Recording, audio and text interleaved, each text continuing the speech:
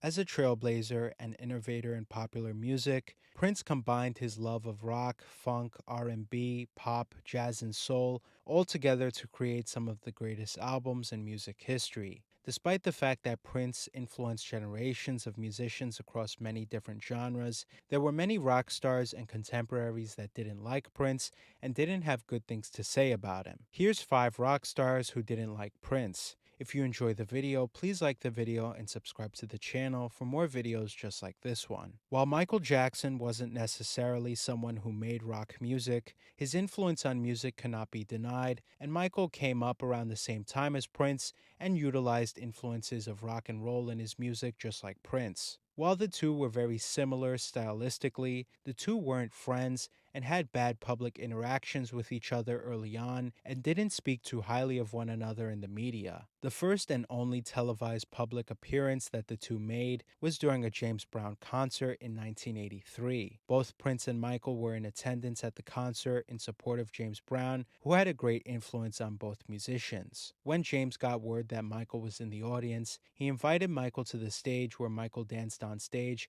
and paid tribute to James Brown. After making his brief appearance, Michael told James Brown that Prince was also in the audience and that James should invite Prince to the stage. So James invited Prince to the stage, and Prince began playing guitar and taking his clothes off in front of the crowd. When Prince went to go back to his seat, Prince mistook a prop stage lamppost as a real one and fell into the audience. Prince was very embarrassed when this happened and felt like Michael had set him up even though it was an accident. Fast forward to 1985, Michaeljackson and Lionel Richie invited Prince to join them and many other huge artists to participate in the USA for Africa charity hit We Are the World, where Prince declined because he didn't want to record music with Michael. Yet again in 1987, Michael invited Prince to collaborate on his song Bad and feature in the music video for the song. Despite the fact that Quincy Jones sent Prince the track to record, Prince turned Michael down again and refused to be a part of the music video. 10 years later in 1997, during an interview with Chris Rock, Prince joked that Michael invited him to play Wesley Snipes' character in the music video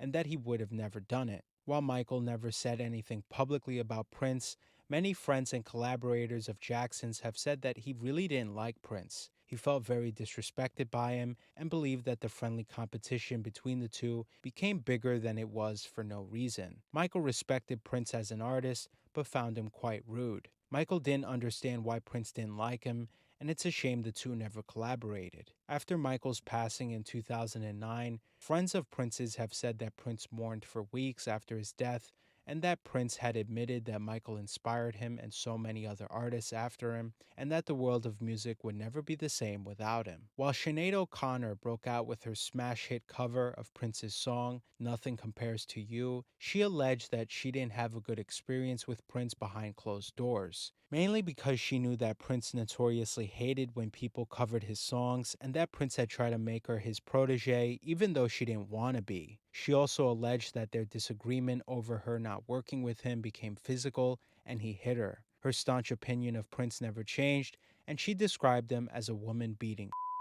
When Prince was coming up in the late 70s, Rick James tried to take Prince under his tutelage and later felt immense jealousy as Prince blew up to unimaginable heights in the decades after. Rick James even said that when he went to go ask Prince for an autograph for his mother, Prince refused an autograph despite the fact that James had known Prince for years. After that, Rick would embark on a crusade against Prince and even said that he wrote the huge 80s hit Party All the Time with Eddie Murphy to stick it to Prince. On other occasions, James called Prince arrogant and out to lunch, and how he can't believe how people buy his records and can even take him seriously. As someone who idolized Prince growing up, Nine Inch Nails frontman Trent Reznor was more than happy to work with Prince and immediately jumped on the opportunity when he was told that Prince wanted to collaborate with him. However, when Trent arrived at the recording studio, he was told ahead of time that there were strict rules that he had to follow in order to work with Prince. The rules were that you were not permitted to say the name Prince and that you had to write down the symbol.